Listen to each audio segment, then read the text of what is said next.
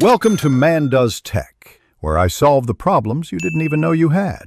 In this video, I will show you how to make funnel cake batter. We'll start by gathering all your dry ingredients. First, measure out 2 cups of all-purpose flour. Then, add 1/4 cup of granulated sugar, 2 teaspoons of baking powder, and a small pinch of salt.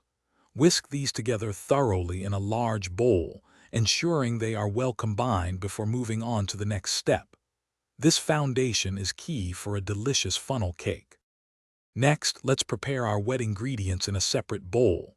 Crack 2 large eggs and whisk them until they are light and frothy. Pour in 1 1/2 cups of whole milk, followed by 1/2 cup of melted unsalted butter.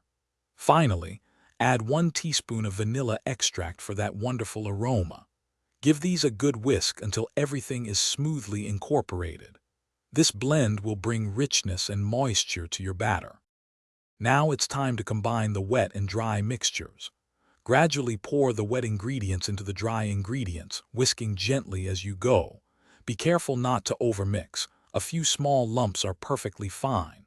You're aiming for a smooth, pourable consistency, similar to a thick pancake batter. Once combined, let your batter rest for about 10 minutes. This resting period helps the gluten relax, resulting in a more tender funnel cake. With your perfectly mixed batter, you're almost ready to fry. For best results, use a funnel with about a 1/4 inch opening. Heat your oil to 375 degrees Fahrenheit. Carefully pour the batter in a circular motion into the hot oil, creating that classic funnel cake shape.